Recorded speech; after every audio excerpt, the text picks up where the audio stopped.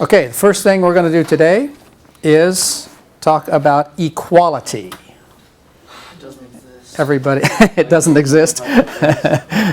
Equality is a big, everybody wants to be equal. This is mathematical equality, however. And there are 4 laws that describe, that characterize the mathematical operation of equality. Okay, the first one is reflexivity. Now, reflexivity says that x equals x. Okay? And I think this is one that everybody is familiar with. Any mathematical structure or quantity or value is equal to itself. I mean, everybody knows that 5 equals 5, right? For example. Okay, so that one's no big deal. And the name of that is reflexivity. I think the reason it's called reflexivity is because here's how you can remember. Is like if you put a mirror right here, halfway in between, and you see your reflection in the mirror, then it's like, you know, this is the mirror image of that. So it's like reflexive. So that's how you can remember that. Okay? The second one is called symmetry. Okay? Now this is kind of an unusual way. Mathematicians would kind of cringe at this way to express symmetry. But what we have here is because we have a whole bunch of equals in a row. But anyway, what we have here is that x equals y equals x. See? So what this says is that x equals y is an expression that's either true or false, right? And y equals x is a statement, is an expression that is either true or false. And what this is saying is that either these are both true or they're both false. In other words, they are equal. Is everybody with me on that? And this is another one that you guys are familiar with from algebra. I mean, you know that if you do 6 equals a, that's the same thing as a equals 6. I mean, you know that you can flip these around, right? Now, there's actually another name for this.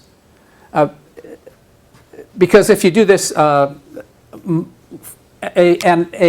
mathematical operation of multiplication has the same kind of property. You know that a times 6 equals what? 6a. Yeah, 6 times a, right? And normally when you see it in this form, it has a name. Does anyone know the other name for symmetry? Do you know what law this is? Did you learn this law? Yeah, it is commutative. Yeah, I thought the yeah. So this is. Just call me Jason.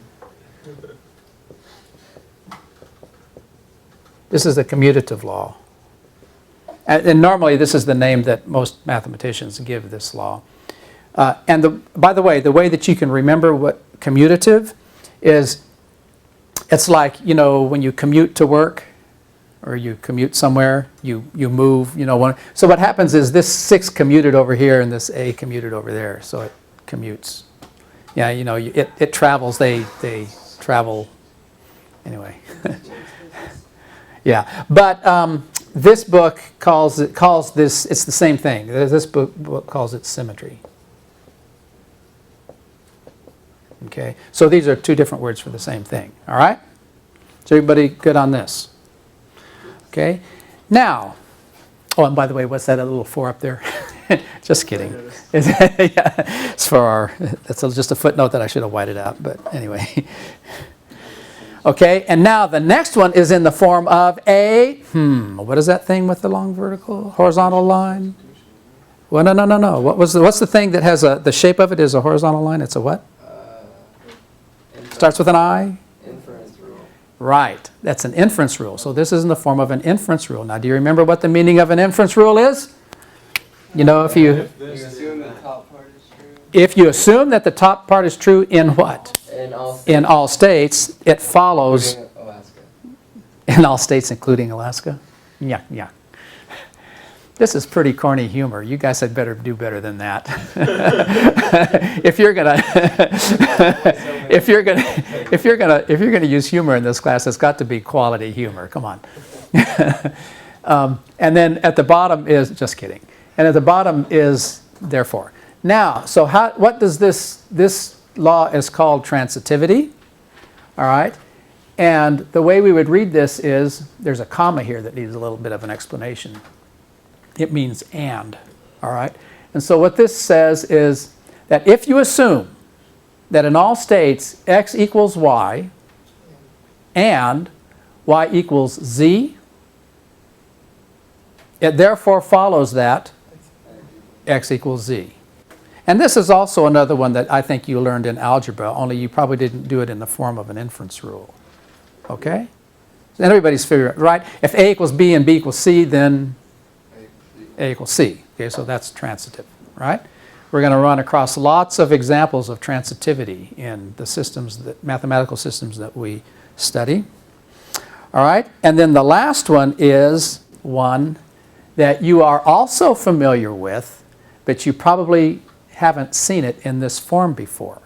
This is also in the form of an inference rule. And this one is called, everybody wants to pronounce this incorrectly. This one is called Leibniz. It's not Leibniz.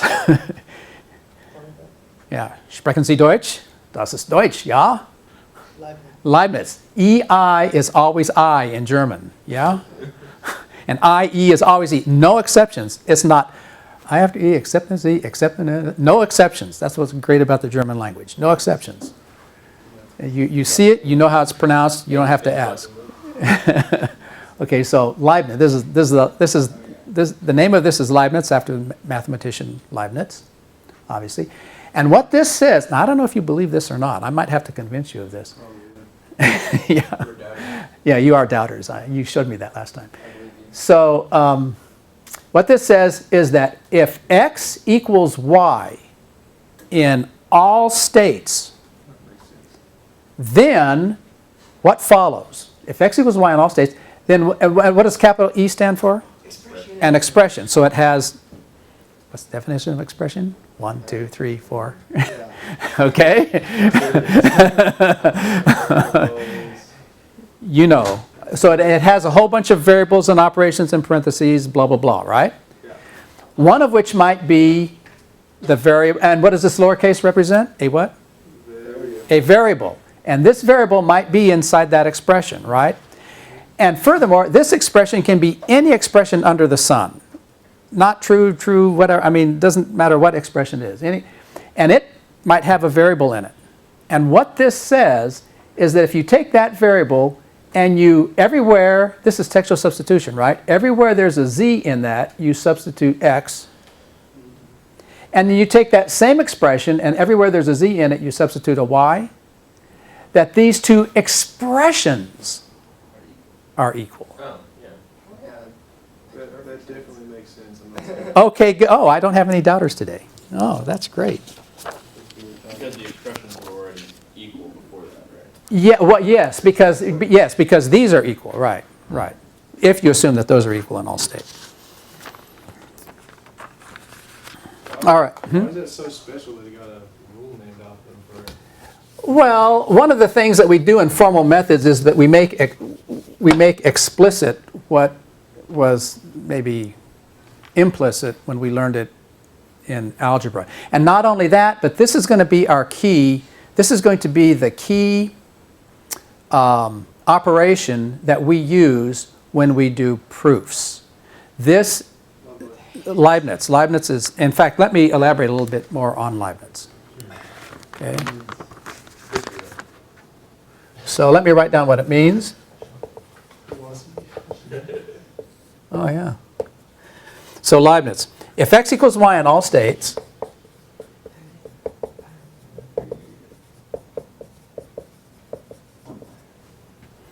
then any expression E,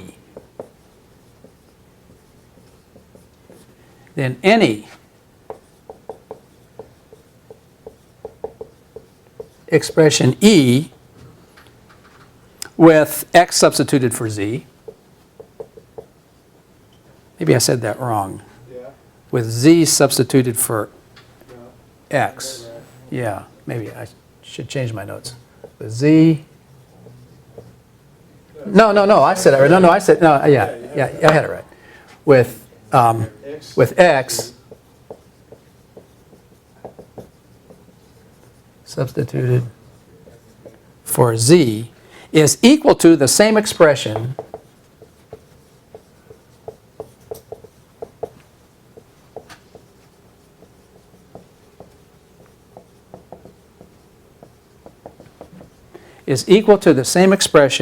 with y substituted for z.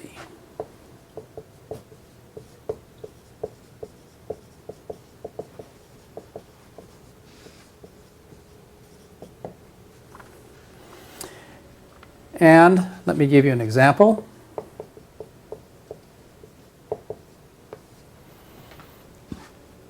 And then with this example, I think you'll see that this operation is something that you have done all the time in algebra.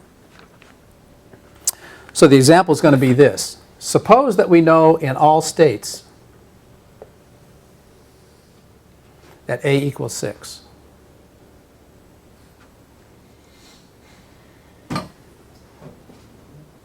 Suppose that we know that in all states a equals 6.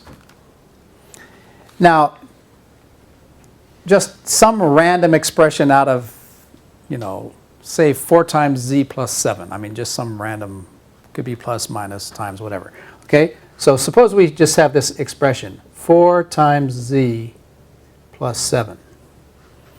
Well, what this says is that 4 times z plus 7, so this is our random expression e, right? With what? So now can you finish this out? If this is if this is x and this is y and this is the e, this is the big E expression, then what? Z Z replaced by A. Yes, z replaced by a And then write the expression again. Well, equals parentheses, expression. for z plus 7, and this time Replaced by 6. z replaced by 6. In other words, and the way you would say this, without this inference rule, you would say if a equals 6,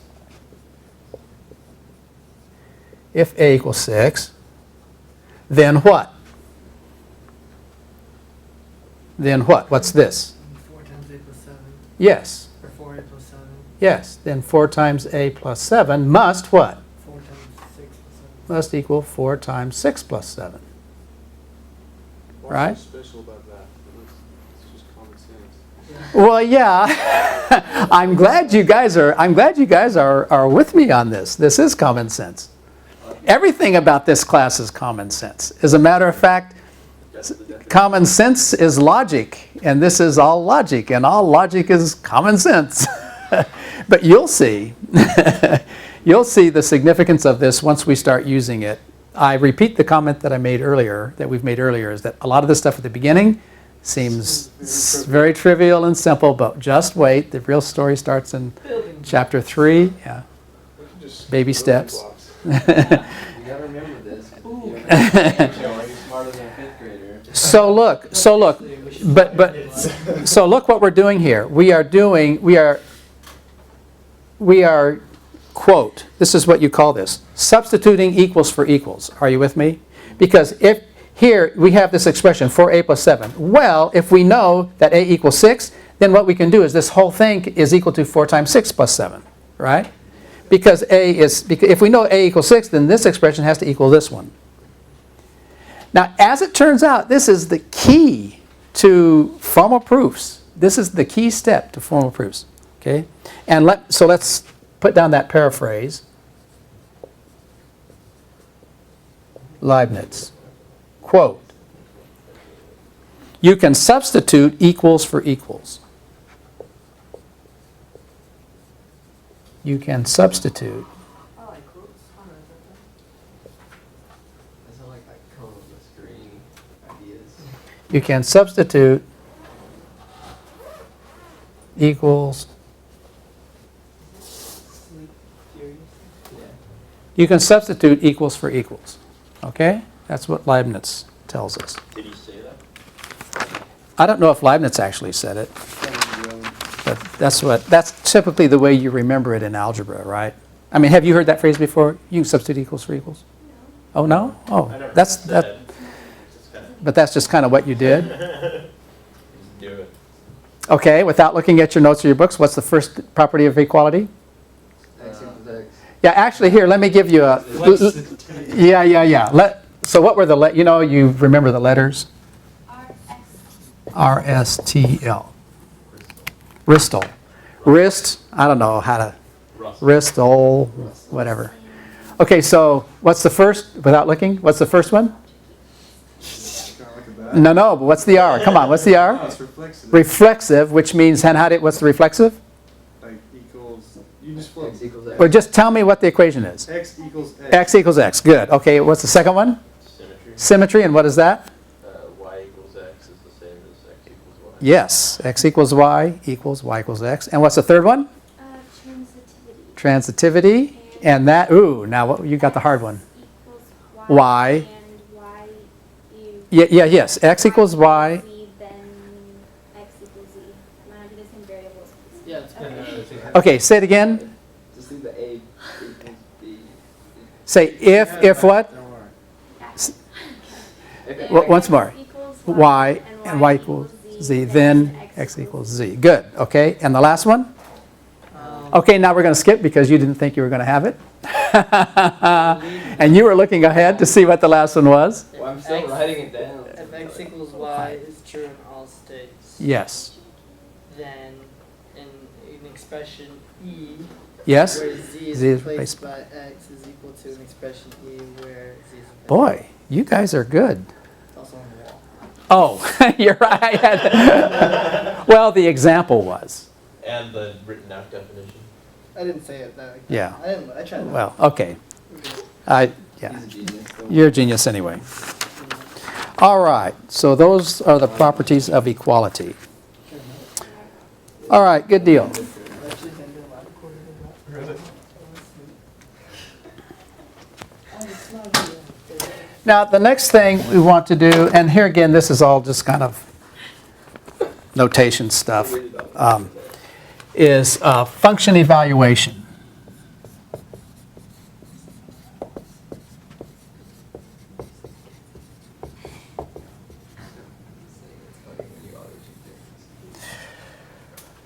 So you guys know what a function is?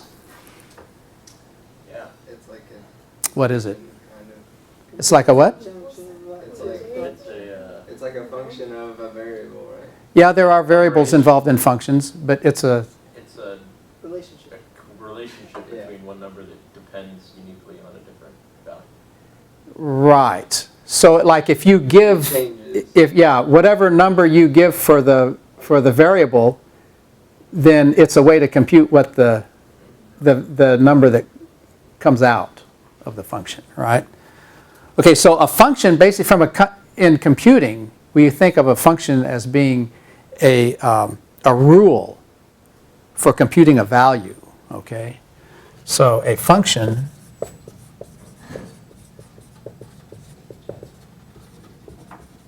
is a rule for computing a value. Actually, I say continue. A value from another value.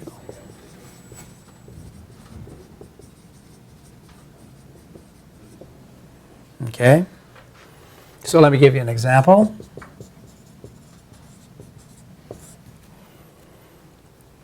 Now, everybody knows that in math, when you write something like this and you're thinking about functions, this does not mean g times z, right? This is g of z. You just have to know from the context that you're talking about a function here, right? Okay, so g is not like a variable and it's multiplied by this is g of z. Okay, suppose that this g of z is 3 times z plus 6. All right? So basically what we're doing here is this right side of this function is the computation rule. Okay, so this is the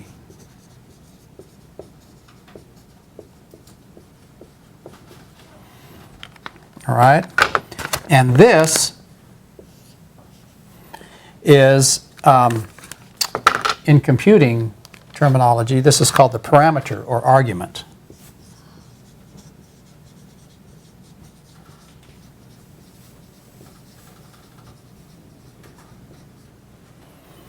All right. So what this says is that any value that you give the function, this is the rule for computing it. For example, if you do g of 5, so what is g of 5? If I give 5 to this z, then what number do I get back? 3 times 5 plus 6. What did you say it was? 21? Yeah? We actually did some algebra here. We actually did a computation with numbers. All right. Now comes something that you're going to have to get used to and that is not familiar to most. This notation is not used in math, traditional math very much, but we use it all the time in formal methods. And that is, we use a dot notation. Instead of writing g of z equals this, what we will sometimes do is in place of the parentheses, we're going to use a dot. So we're going to notate it like this. G dot z, and this function is 3 times z plus 6. So it's like a period, like a decimal point? It's a period like a decimal point. So this is not a raised dot, which is multiplication. And now let's go back to this. Now look, you guys. Yes, that is the meaning. So now, you know, in our table of precedence, we saw that textual substitution has the highest precedence. And now we see that this dot, which is this dot for this function application, has second highest precedence. And then under that comes, you know, the unary plus. By the way, notice that we use plus and minus appear here, but they also appear here. So what's the difference between... Positive and negative on the unary prefix operator. So That's like a Unary prefix like besides this is a- binary. Exactly. And you guys know the difference then. If it's in between two expressions, it's the binary one, whereas this one is like positive 23, you know. Okay. But anyway, so what we're seeing here is that function application is going to look like this. And the reason we do this is to avoid proliferation of parentheses. But now here's there's something a little tricky about this that we have to be careful of. And that is, if we want to do something like what if I wrote this? G dot 2 plus 3. It's just a 2, right? It's just g of 2. G of 2. Yeah, this would be G of 2 plus 3. But what if I wanted to say G of and then have the 2 plus 3? Wouldn't you have double check? Well, then you have to, yeah, then if you want to do it that way, then you have to write it like this. Then you have to use the parentheses. So what's going to happen is we're going to like switch back and forth, and whenever we can do it this way, we'll do it this way, but if we have to do it this way, then we'll do it this way. Like g dot parentheses. Well, you could, but then if you're going to have the dot and the parentheses, you might as well just do the traditional parentheses without the dot. So that's kind of the convention of the book. And you know, when I first ran across this years ago, when I was learning this new system, I thought, well, that's ridiculous. I'm not going to do the dot. And then I started, you know, going through a bunch of proofs and manipulation and stuff. I thought, well, now I can see why they use the dot. It's really handy. And so, you know, at one time I wasn't a believer in this kind of nonsense, but now I'm thinking, oh, this is pretty good. The people who came up with this new system, the system of logic that we are learning is, like I said before, is fairly new, and people messed with this notation that's been around for centuries, and they did it with a lot of thought. They experimented and they did it with a lot of thought, and it's really a nice system that they've come up with, even though it's unconventional. All right.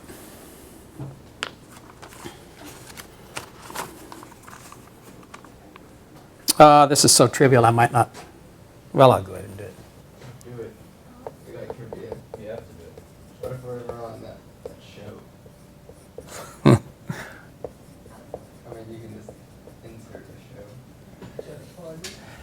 Let's do an example of an evaluation using this proof technique that we're talking about. So suppose we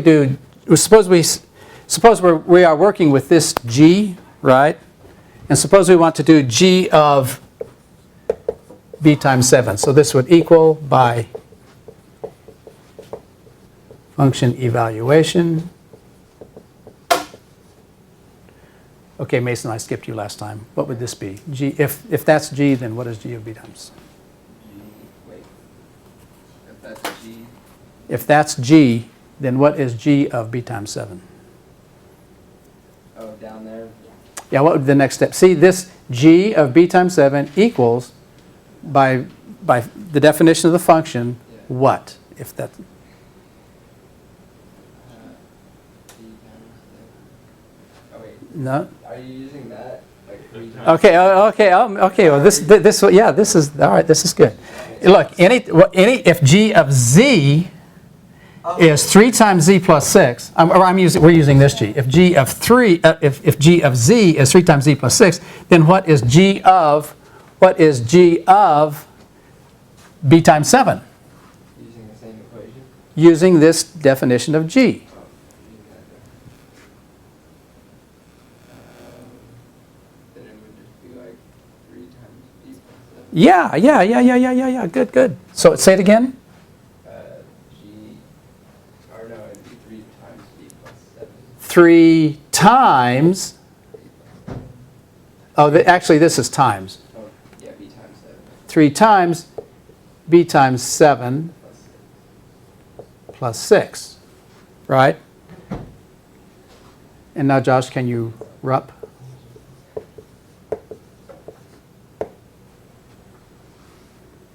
Just take the parentheses out. Yeah. All right. Now, what does this look like? When you do this function evaluation, what are you actually doing? Does this look familiar? Huh? Like same thing as sexual assault. It is. You learned this before in math, right? How to do this function thing.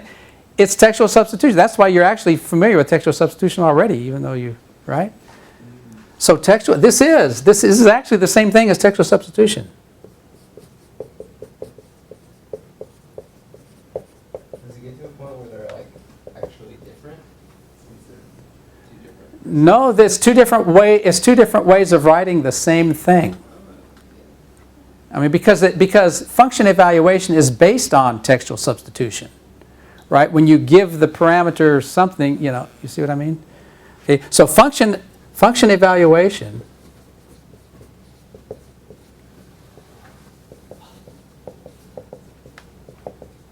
is based on textual substitution. So if textual substitution, you can do like simultaneous and non-simultaneous.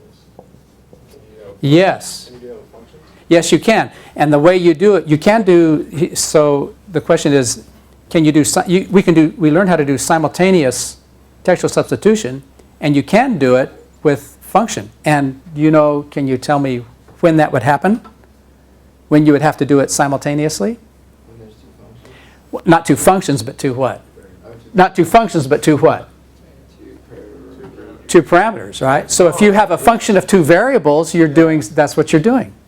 So it corresponds directly. What about non-simultaneous? Well, with functions, no. Functions are always anytime you do function evaluation, you always do it simultaneously. So that's why textual substitution has the high It's different. because it has a little extra. Yeah. Okay? Is everybody clear about that? As a matter of fact, if function g, let's pursue this further.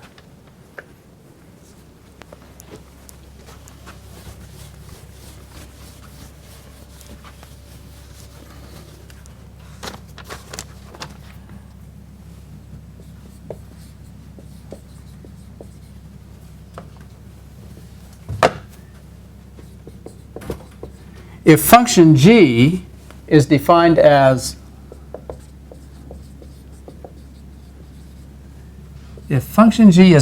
this, g dot z, and then it's some expression e, right? Then the function evaluated at x is what? Then the function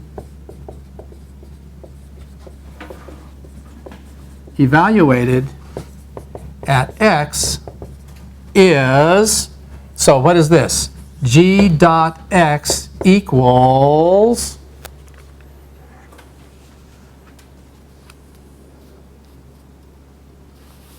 Kyle, it's your turn.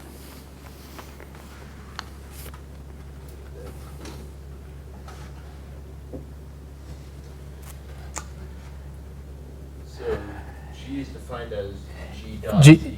G dot z is defined to be this expression. So G dot. So then g dot x would be what? Hold on. It's Kyle's turn. And if he doesn't get it, Michelle, can you help us out? Or Rochelle, rather? If g dot z is defined as e, then g evaluated at x is,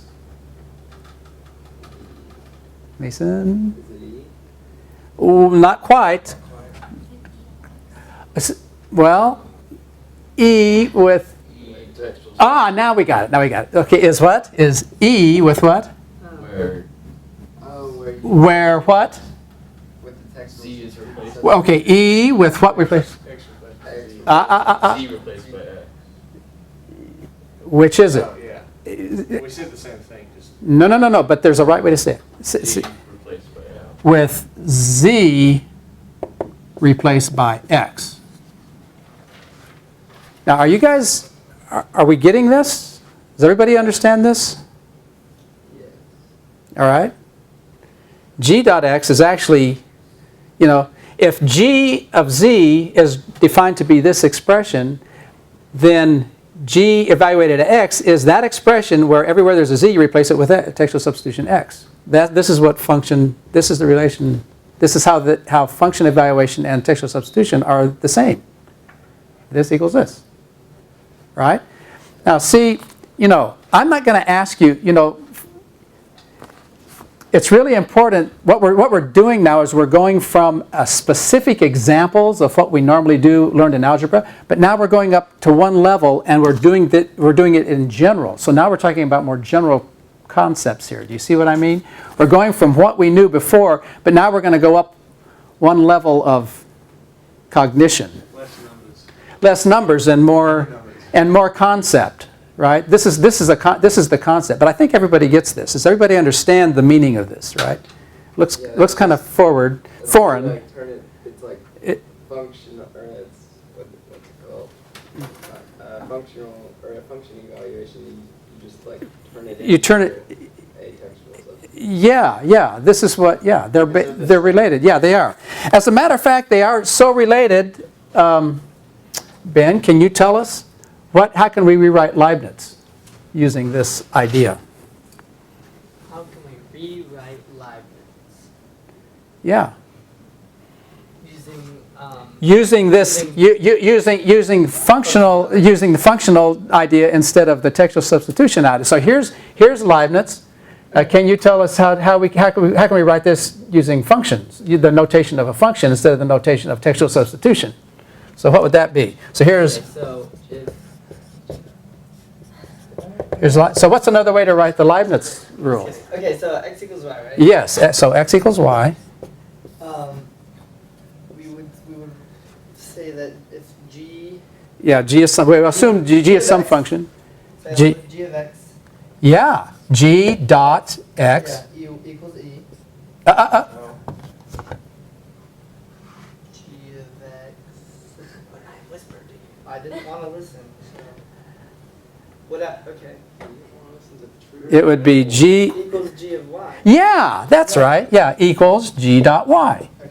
Right? I was going to go a long about way of saying it. No, but this is because, does everybody see that this is another way to write Leibniz using the idea of functions instead of, textual substitution. But they really are the same thing. So Leibniz Leibniz does not have a what? T. Oh, Leibniz. Oh, Leibniz. Sorry. Typo. There you go. I need a automatic spell checker. Jason. Yeah. Cameraman is my spell checker.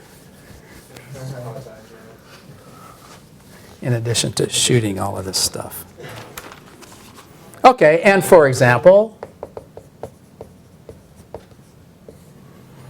if S equals T in all states,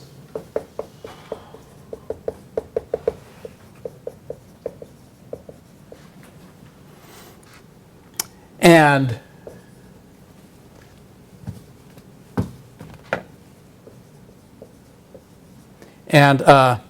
G dot T is defined as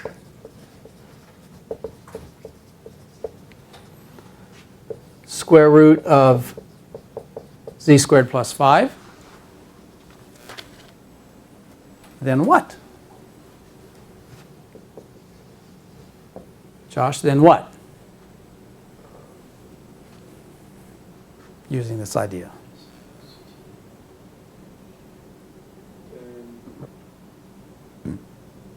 G dot S. Well, no. Well, if G of T is defined to be this, Yeah. and if we know that S equals T in all states, and if G dot T is defined to be, then what do we know by that functional thing of Leibniz? And what do we know? What it follows that what? G dot S equals that as well. Yeah, but what is that? What is G? What is G dot S? It's the square root Okay, so square root of what? of Z squared plus 5. Yeah, only. So what would be square root of what? Equals square root of what? I don't get what you're saying. If G dot T is defined to be this function, then what do we know? And if we know that S equals T, then what do we know is equal is to what? The square root of what is equal to the square root of what? It's Z squared plus 5. Z squared plus 5 is equal to what? Z squared plus 5. No. That would just be the reflexive law. If Z squared plus 5 is equal to Z I squared. don't get what you're You getting. can't, what are we replacing? 'Cause Yeah, there's what only a do Z you- in there's there. no- Because we're saying if S equals T in all states, if this equals this, then what equals what? Is it supposed to be G dot? Yeah, it should be G dot C. Oh, no wonder it's so confusing. No wonder. Okay. Is the S supposed to equal T or Z? My. Is it S equals Z? No, S equals T.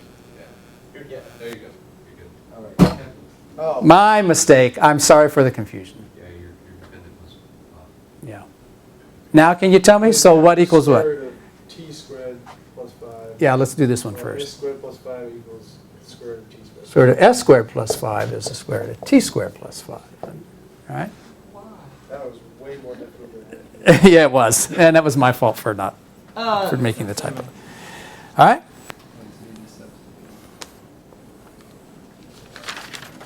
All right. Now, you know, this is really bad. This is really bad because my time doesn't show up. 42 minutes. Okay, I'm gonna have to ask a silly question. Sure. Okay. There are no silly questions. Everything's On good. there though, you never know that S and T equals Z, so how do you judge? Now, yeah, see, no, yeah, oh, that's a really good question. You say you never know that S and T equals Z. The fact is they don't. Neither, They don't have to. no, they don't. S and T don't equal Z. Look, this Z is defined, this Z is the parameter of the function. It's the argument of the function. So you're just changing it without any It's like regard. doing. It's a placeholder for this this is a computation rule. And it says that whatever you want, however you want to compute, however you want to compute this function, the way you do it is, if you give me a number for Z, what I do is I square that number that you gave me and add 5 to it. And what we're saying is that if you know that S equals T in all states, it's S equals T. Then the square root of S squared plus 5 is the square root of T squared plus 5. And the Z doesn't even matter. And the Z is it's the placeholder for the rule to compute. Yeah, that was, these ideas, you know, that you've done mechanically, I think what's happening here is things that you've done that you've learned how to do the mechanics of algebra, and you've kind of like learned this stuff. We're thinking of them more abstractly now, of what the actual meaning is of what you, or the ideas behind what you've behind what you've done before and that you're familiar with doing. But it's thinking about it at a little bit higher level, if you see what I mean. Anyway, it can be tricky. So how much time do we have? 7 minutes. We've got good. All right. So now, okay, now what we're going to do is this. I'm going to give you, this example here is also not in the book, but I want to give you an example of how Leibniz is used in the style of proof that we're going to do. And the proofs that we're going to do are going to be proofs with in what's called predicate calculus. But now what I want to do is give you a previews of coming attraction for how it's going to work and how it's actually familiar with what you've done before. So suppose we know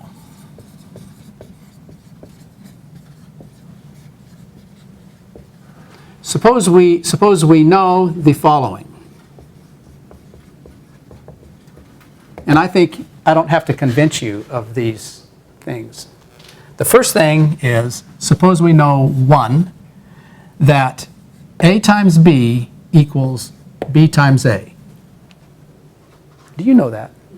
Yes. All right. And suppose we know, we're going to write it down and number it here. Suppose we also know that A times B divided by C parentheses C times D equals parentheses A divided by C times parentheses B divided by D. Do you know that? Yeah. How do you know that? By some kind of Like transit on roads. a. When you multiply. But yeah, anyway, it sounds like everybody believes it, right? You know it? You know that one? And how about this one? How about A to the N divided by A to the M? This is A to the what? No, from the peanut gallery. What is this one? Yeah, A to the N minus M, right? Okay, if we know this, then a proof that, now watch this, 10 times x to the 9 divided by x to the 5th times 2 equals 5 times x to the 4th is carried out as follows.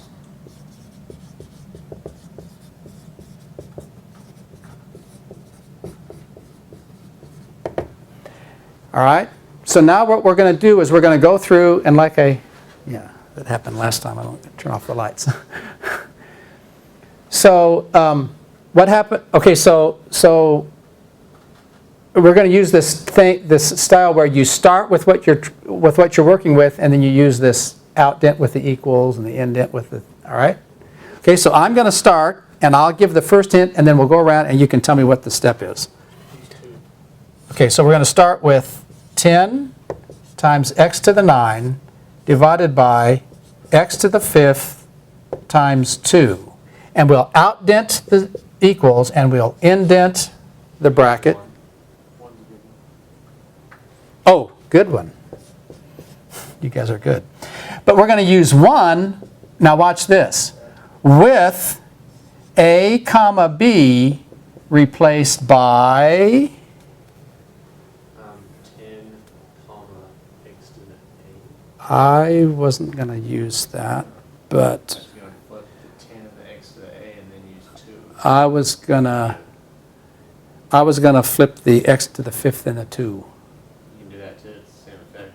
Okay, so A, B, x to the 5th, 2.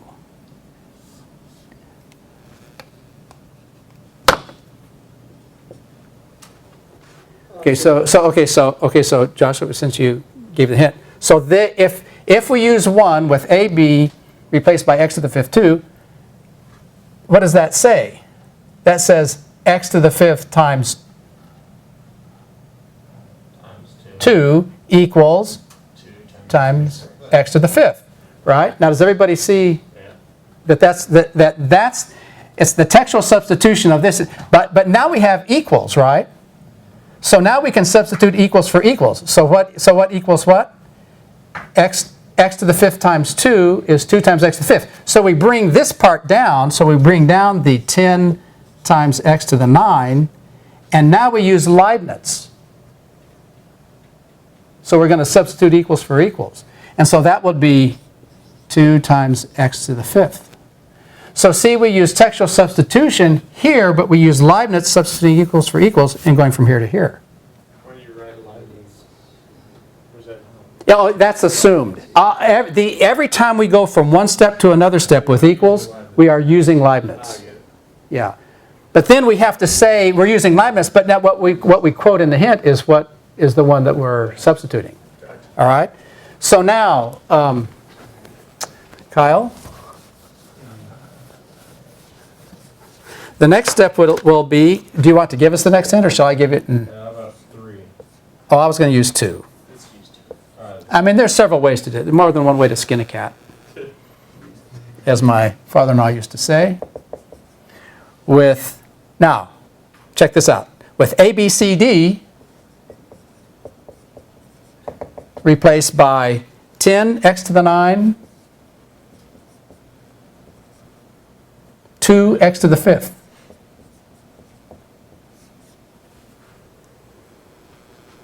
Good. So, if that's the case, then what do we have? Divided by 2. It's Kyle's turn. Yeah, it's my turn.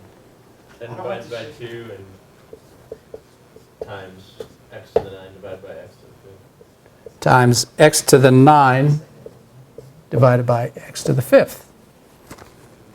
Okay, so now Rochelle, this equals by 3 with ANM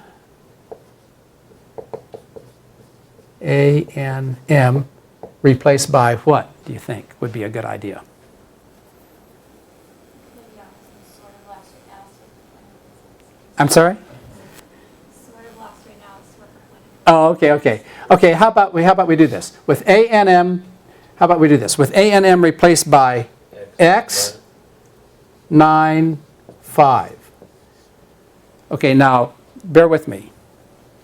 ANM is replaced, 3 with ANM replaced by x, 9, 5. So let's go over here to 3.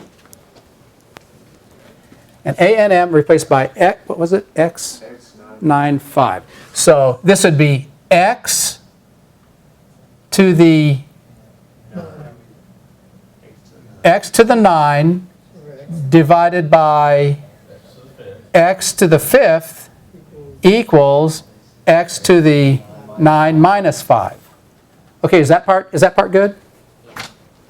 So if we know that x to the 9 divided by x to the fifth is x to the 9 minus 5, then what do we substitute equals for equals here, right? So x to the 9 divided by x to the 5 is what?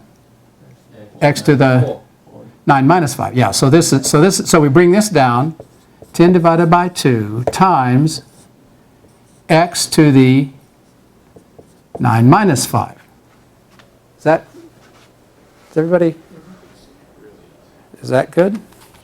Okay, so now we're going to do, every once in a while, we'll actually do some math. And whenever we do the math, what we'll do is we'll just say math. That's when we do something. It's not from a theorem, it's just we know from math. So what's 9 minus 5? 4. Good.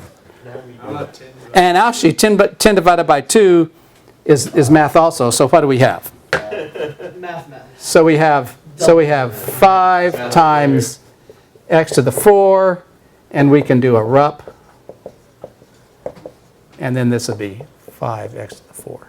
So every once in a while, we will do a little math. And we're done. See, because what we said, a proof that this equals this, and so now we have 5 times x to the 4. Boom. I think the problem here this is mixing theory with practice, right? Yeah. And I'm not used to theory. Exactly. And that's why, yeah, it is tricky. And like Ben says, we're mixing theory with practice. So, I mean, there will be times like this when you think, whoa, wait, what's going on? And maybe stuff that you've, yeah. It's not that it's difficult. It's not- I see You're not used to doing, purpose. you're not used to doing it this way. Yeah. Yeah. So, but I think the algebra principles, if you get this down in your notes and look it over, I hope you see how each step was carried out, because this is what we're heading for. And notice that it's all based on this Leibniz and, textual substitution and all of this stuff. We want to be able to narrate what we do. So what's going to happen in the future is we're going to be carrying out this kind of manipulation a lot, but it won't be with algebra. It won't be with algebra. It'll be with formal methods. Okay, good deal. See you all. You want to pick up your thing, and we'll see you next time.